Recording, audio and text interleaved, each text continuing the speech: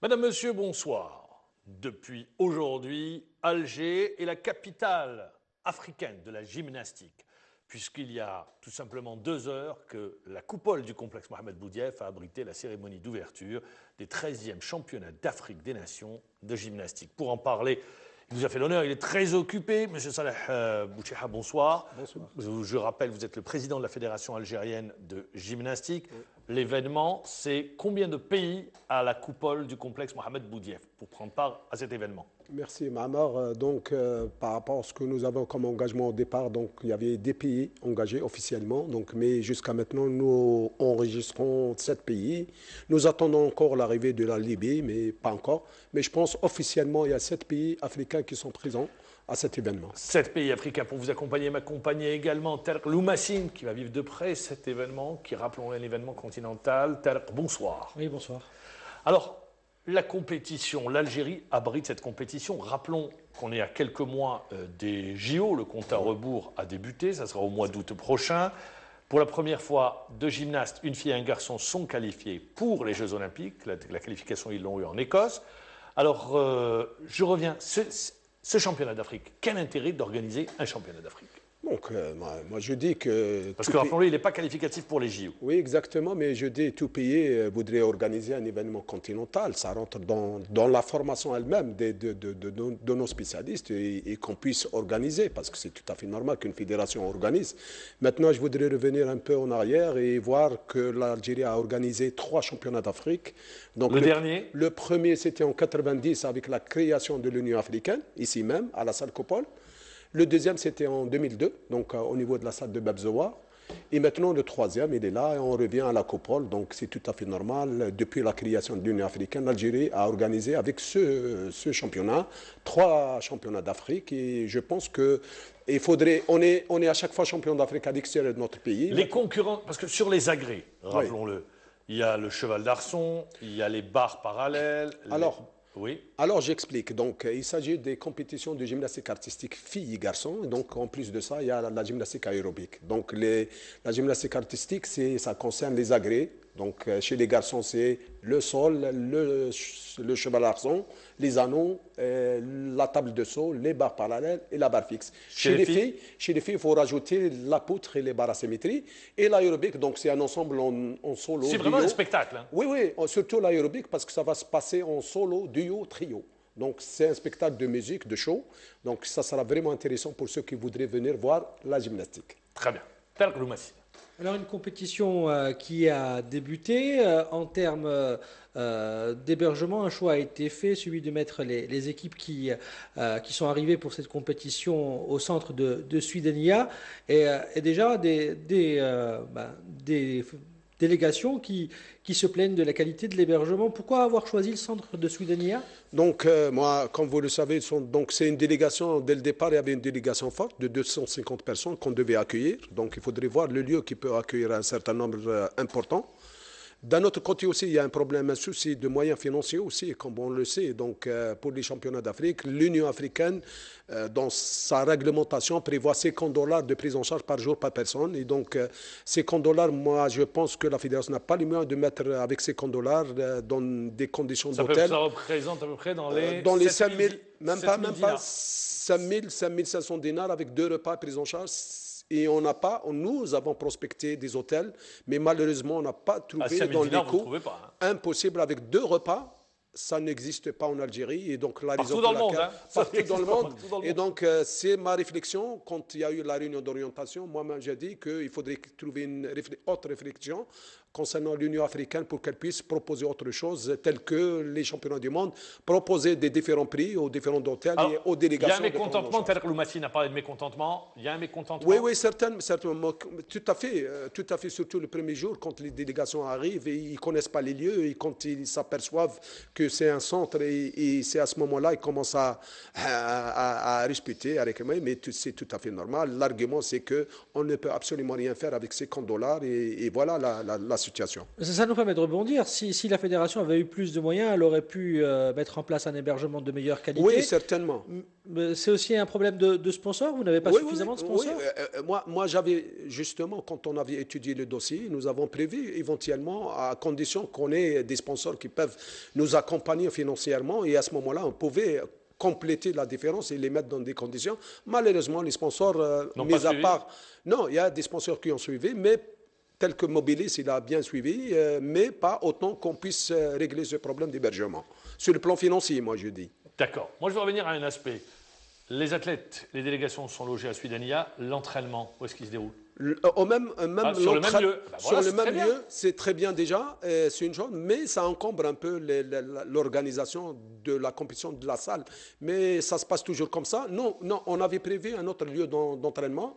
Malheureusement, ça n'a pas marché. C'était au niveau du chapiteau en face de la coupole. Il y a un grand chapiteau qui appartient justement à la direction du Sahel que nous avons sollicité. Ils l'ont mis à notre disposition, mais malheureusement, quand on a installé le matériel, le plancher ne supportait pas le matériel, donc on ne pouvait pas risquer de mettre installé le matériel. Très bien, ça c'est sur l'aspect organisationnel. Bon, je vais revenir à un autre aspect. L'Algérie prend l'organisation des 13e championnats d'Afrique de gymnastique.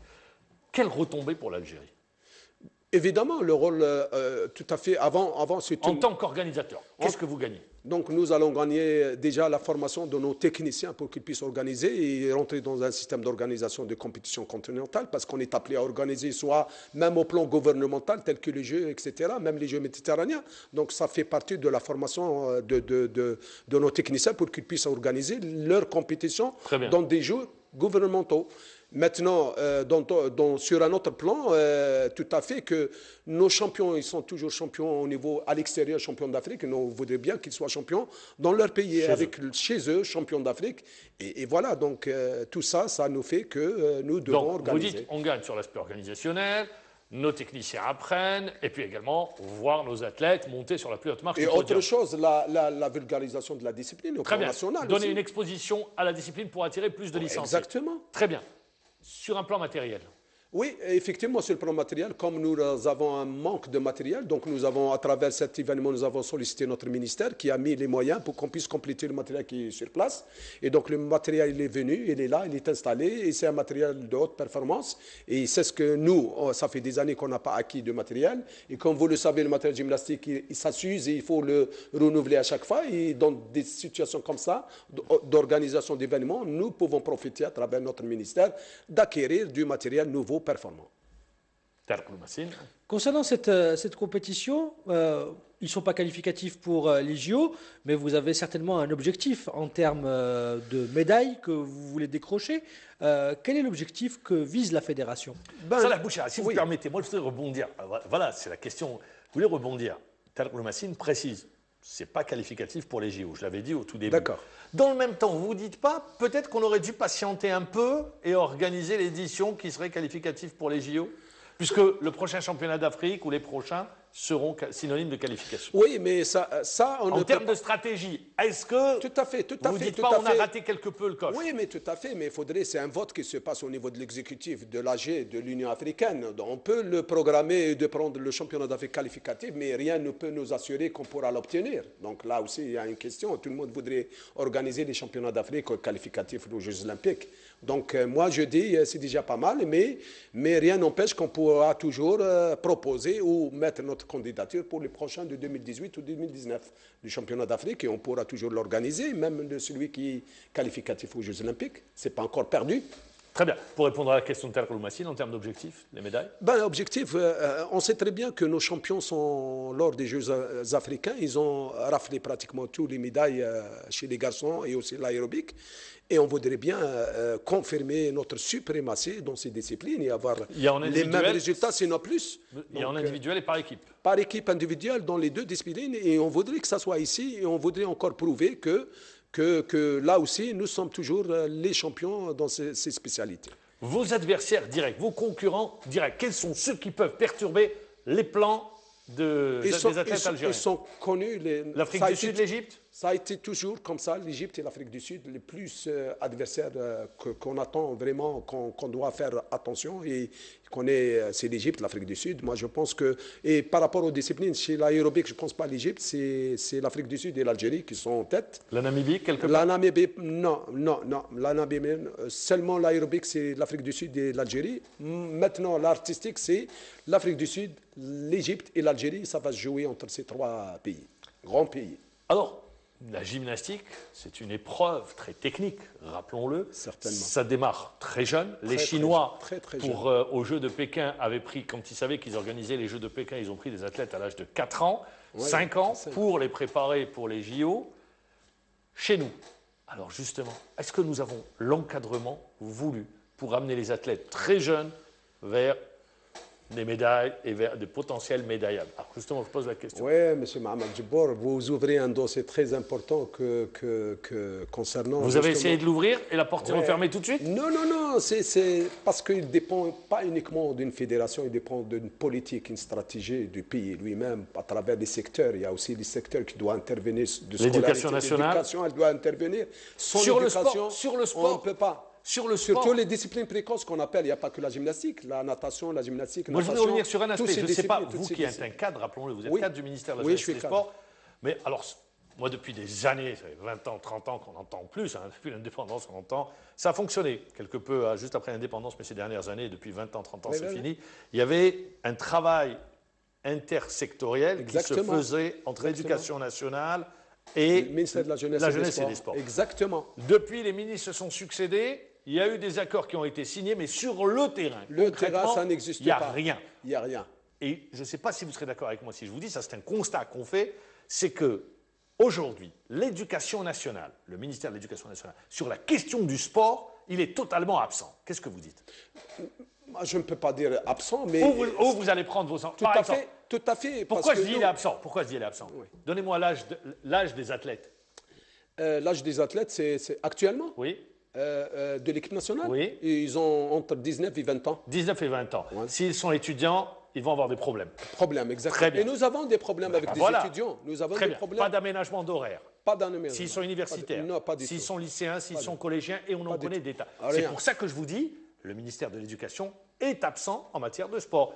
Sur les aménagements des emplois du temps, sur la détection des athlètes par les profs de PS, sur l'initiation avec les fédérations. Tout ça ne se fait pas. Ne se fait pas, et donc c'est la raison pour laquelle on ne peut pas parler de haut niveau. Et donc si on parle de haut niveau... C'est pour ça que vous allez refermer la porte tout de suite? Oui. Je vous ai posé la question? Non, je ne ferme pas la porte, je suis tout à fait... je peux répondre. Et quand c'est le premier point qu'on doit voir au niveau... Si on veut le haut niveau, donc ça commence très jeune.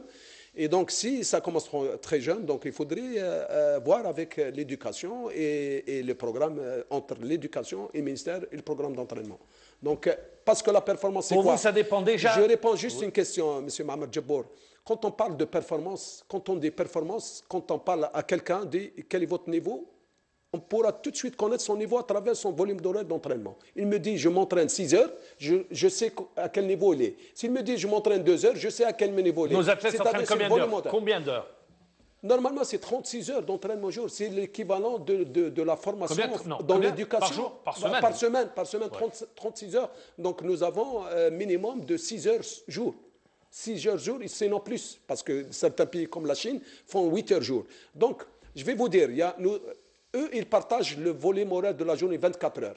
Donc, ils mettent l'éducation, c'est 8 heures. Chez nous, c'est pas le cas. 8 heures entraînement, 8 heures éducation, chez nous, 4 heures. Chez nous, c'est pas le cas. Ça n'existe pas chez nous, ça. Donc, si on ne fait pas entre 6 et 8 heures, on ne peut pas parler de haut niveau. Très sincèrement. Bien. On a 2 athlètes au JO. On a 2 athlètes au JO. Pourquoi je vous le dis, vous avez très bien compris ce que je voulais dire par là. Oui, tout à fait, mais je maintiens. Ça veut dire qu'on doit aller au JO avec des ambitions mesurées. Il faut quand même noter que les 2 athlètes qui sont qualifiés au JO se sont qualifiés au JO dans des championnats du monde. Auparavant, c'était des wildcards, des invitations qu'on recevait. Oui, des invitations, des engagements directs. Alors aujourd'hui, justement, pour nos athlètes, je reviens, vous dites, on n'a pas la chance des Chinois de pouvoir les prendre très jeunes. L'encadrement, est-ce qu'il est à la mesure des ambitions de l'équipe nationale? Alors, Je parle sur le plan technique. Oui, sur le plan technique, donc il n'y a rien à dire sur l'encadrement des garçons aussi, parce qu'ils ont toujours prouvé, même au plus haut niveau, même ils ont fait des classements au plan mondial aussi, quelques médailles à des Coupes du Monde, médailles de bronze, classement 7e, 8e, 10e mondial, dans des ateliers. Et chez les garçons, peut-être il y a un manque, pas un manque chez les filles, donc il reste un petit souci de technicien chez les Vous filles. vous appuyez sur des techniciens étrangers ou locaux? On aurait bien voulu, on a essayé de s'appuyer sur quelques disciplines, Dans le cas de chez les filles. dans le cas de la coopération algéro-chinoise, par exemple. Le problème se pose, c'est que les techniciens étrangers demandent beaucoup Et vous ne pouvez pas. et on ne peut pas. Très bien. Voilà. On revient toujours à un problème de finances. Oui, toujours pour la finance, comme on est le seul pourvoyeur de la fédération, c'est le ministère de la Jeunesse et des Sports, et on ne peut pas. Donc, si on n'a pas d'autres sponsors qui peuvent venir en tant que partenaires, on ne peut pas faire face. Pourtant, au niveau de la discipline, vous avez des pôles de développement, Sar Boukhari. Que nous avons nous-mêmes essayé de mettre en place, Boufarik, Sar Boukhari, Saïda aussi, c'est quelques pôles que nous avons nous-mêmes inventés. C'est des petits centres avec un petit module d'hébergement, qu'on puisse au moins encadrer les athlètes là-bas sur place.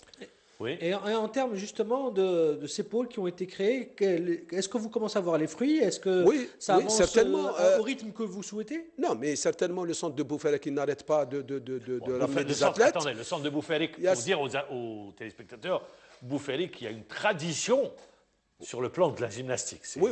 Depuis l'indépendance, ça a été, je pense, depuis pendant la Révolution, à l'indépendance, Boufarik, il y a des traditions. C'est ce qui est avantage aussi, la formation des jeunes, quand on a tout un groupe qui connaît son métier et qui sait ce qu'il doit faire. Donc je pense qu'ils sont soudés, c'est un groupe vraiment Boufarik, c'est la raison pour laquelle la réussite de la performance au niveau de ce centre. Mais rien n'empêche qu'il y a d'autres centres. Les athlètes de l'équipe nationale sont tous pratiquement issus de Boufarik. Ils sont tous à 100% actuellement. À 100%, voilà. À 100% de Boufarik. Il y a des éléments qui viennent de Saïda, d'Oran, des pôles que vous avez mis en place? De pôles de Saïda. Il y a 2 qui viennent de pôle Saïda. Mais c'est la sélection nationale. Parce que nous avons une sélection de 10 athlètes. Mais l'ossature de l'équipe qui participe, généralement, actuellement, elle est à 90% puisqu'il y a un athlète de skikda à l'intérieur de l'équipe A. Pour revenir, parce qu'on n'a pas répondu, vous n'avez pas répondu à la question de Talal Loumassine, en termes de médailles. Non, la terme médaille, je dirais. Vous n'avez pas donné la réponse? Non, on fera meilleur que les Jeux africains de Brazzaville. Meilleur, c'est quoi pour rafraîchir meilleur, notre mémoire? donc, si on avait fait 8 médailles d'or, donc nous postulons au-delà de 8 médailles d'or. Donc, j'espère qu'on aura 10. Moi, je dis 10, pourquoi pas plus. Donc, et voilà. Donc, certainement, on est dans l'obligation de faire mieux, moi, je pense. Ça serait une confirmation. Ce résultat viendrait à la suite des 2 athlètes qualifiés pour les JO? Non, pas rien que ça. Ça serait également, ça montrerait une dynamique? Oui, certainement à travers Farah Boufedel, comme c'est une athlète quand même d'un certain niveau et qui est au-dessus pratiquement du lot. Donc nous espérons au moins qu'elle décroche au moins 3 médailles sur les ateliers et en individuel. Donc je pense qu'elle fera la différence elle aussi à travers 3 médailles. Un pronostic de 3 médailles concernant Farah Boufedel. Alors, voilà. Il y a 2 heures de temps s'est déroulée la cérémonie d'ouverture à la coupole du complexe Mohamed Boudief. Demain, jeudi, les compétitions débutent pour les seniors. Rappelons qu'il y a eu les juniors. Oui. Mais on va rester sur les seniors. Le téléspectateur qui vous regarde, qui ne connaît pas la gymnastique, qui dit peut-être j'aime pas, qu'est-ce que vous lui dites? Écoutez, vous avez une caméra, elle est juste là derrière, en face de vous. Qu'est-ce que vous lui dites? Je lui dis que la gymnastique, c'est avant tout artistique. Le nom le dit, spécialement gymnastique artistique. Donc il y a de l'artistique, il y a de la musique, il y a de l'animation, il y a du show. Et donc c'est voltigieux aussi. C'est quelque chose qu'on apprécie à voir. Donc, en plus de ça, il y a aussi l'aérobic qui est apprécié à travers le territoire national, que la pratique, elle commence à prendre de l'ampleur de l'aérobic, mais on parle de l'aérobic sportive. Il faudrait venir voir qu'est-ce que c'est que l'aérobic de pratique pour n'importe quel genre de... Mais là, il s'agit de l'aérobic avec de la musique, et c'est pratiquement à la limite d'un show. En ensemble, en groupe, en trio, en duo, et ça je pense que s'ils viendront, ils ne vont pas regretter, ils vont apprécier. C'est gratuit. C'est gratuit, la coupe est ouverte gratuitement et ça serait vraiment avec plaisir d'accueillir toutes les familles, les enfants du moment qu'ils sont en vacances. Alors, la compétition, elle débute à quelle heure demain? Donc 9h30 commence la compétition, donc elle s'arrête à 12h30, remise des médailles et l'après-midi. Il y a des finales le matin.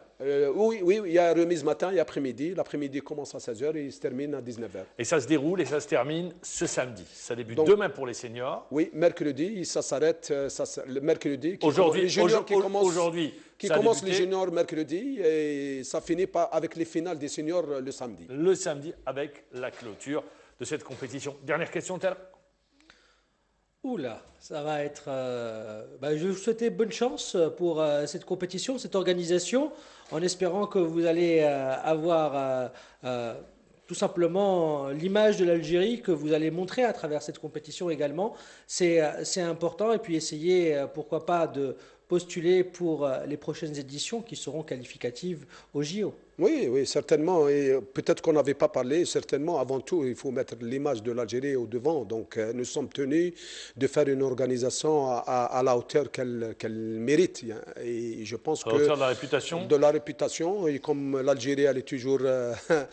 on connaît que l'Algérie organise. Elle a le sens de l'organisation. Moi, je pense que la salle, elle est belle et elle fait ressortir vraiment qu'il y a une organisation... vraiment, elle est bien, l'organisation. Très bien, merci M. Saleh. Je rappelle, moi. Merci encore une fois, président de la Fédération algérienne de gymnastique. Bon vent à nos gymnastes. Si vous aimez la gymnastique, n'hésitez pas. Voilà, je vous montre la médaille en exclusivité. Voilà la médaille d'or. C'est la médaille qui sera remise, que les athlètes porteront à leur cou une fois la remise sur le podium. Voilà donc les médailles de ces 13e championnats d'Afrique de gymnastique. Merci.